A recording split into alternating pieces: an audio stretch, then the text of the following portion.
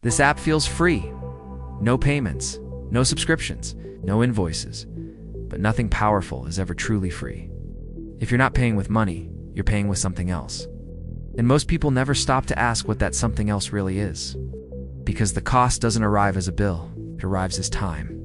As habits, as attention slowly redirected without resistance. Free apps don't run on generosity. They don't exist because companies suddenly became altruistic. They exist because free is the most effective entry point ever designed. Free removes friction. Free lowers your defenses. Free bypasses skepticism. And once friction is gone, behavior becomes predictable. Free apps don't run on money. They run on a different currency. Your attention, your habits, your behavior. Every scroll, every pause, every like, every search. Each one looks insignificant, but together, they form a behavioral map.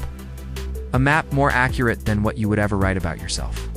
When you scroll past a post in half a second, that is information. When you stop for 2 seconds longer, that is information. When you react emotionally, that is premium information. You're not being watched as a person. You're being measured as a pattern. And patterns scale better than people. When something is free, something subtle happens. You don't evaluate it. You don't budget it. You don't track it. You don't feel the loss, so you ignore the cost. No alert tells you how much attention you spent today. No notification tells you what mood you entered with and what mood you left with, because if you saw that clearly, the system would stop working. Anything you don't measure, anything you don't track, anything you don't control, slowly begins to control you.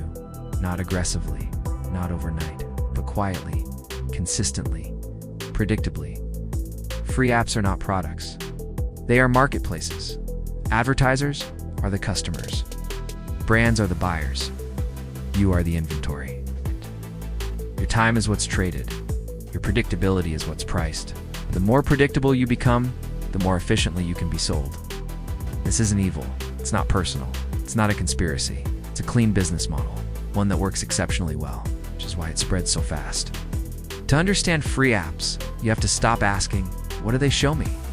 And start asking, what do they optimize for? Because optimization reveals intent. Algorithms don't show you what's true.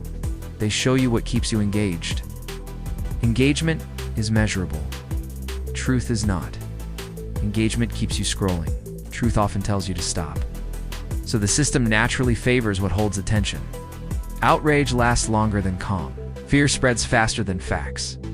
Conflict beats nuance. That's not a moral judgment. It's a data outcome. And data always wins inside systems. Over time, your feed stops being random, becomes familiar, comfortable, predictable. Not because you chose it, but because it chose you. Your worldview is not rewritten in one day. It's nudged. A little more of this, a little less of that. It's until disagreement feels uncomfortable and repetition feels safe. Free apps don't just influence opinions, they influence spending. What you buy, when you buy, how impulsive you feel. Not by forcing decisions, but by shaping emotional states. People don't buy logically, they buy emotionally. Emotional states are incredibly valuable. Boredom, anxiety, comparison, urgency. Each one converts differently. This isn't manipulation in the dramatic sense. It's optimization against your long-term interests. Short-term impulses are profitable. Long-term discipline is not. So the system quietly leans one way. The more time you spend inside these environments, the more your spending becomes reactive. Not because you're weak, but because the system is efficient. Data feels invisible, but it has a physical footprint. Every photo stored, every video streamed, every recommendation generated, it all runs on servers, energy, cooling systems, infrastructure. Free apps scale extremely fast, and so does their environmental cost. Because the more data you generate, the more infrastructure is required to hold it. Digital does not mean weightless, just hides the weight better. The cost is outsourced geographically and psychologically. Now here's where the conversation gets uncomfortable, because many people hear this and immediately think the solution is deletion. Delete everything. Go offline. Reject technology. That's not realistic, and it's not necessary. Paying doesn't mean losing. Sometimes it means clarity. When you pay with money, the incentive structure changes. The product works for you, not advertisers. Your attention stops being the product. When you pay, the company is accountable to you. When it's free, the company is accountable to whoever pays instead. That difference matters. This doesn't mean paid is always good and free is always bad. It means incentives matter more than features. Most people don't need fewer apps. They need clearer relationships with the ones they use. Which ones drain you? Which ones leave you calmer? Which ones fragment your attention? You don't need extreme rules, you need awareness. Track where your time goes. Notice what you open automatically. Notice what you open intentionally. Time is non-renewable. Attention is non-refundable. Once it's spent, it's gone. No undo button. Free apps are part of a larger system that rewards scale, growth, and engagement, not well-being. That doesn't make the system evil, it makes it indifferent. Systems don't care how you feel, they care how you behave. Understanding that changes everything. Once you see the system clearly, you stop blaming yourself. You stop asking, why am I so distracted? Start asking, what am I being optimized into? This is where real agency begins.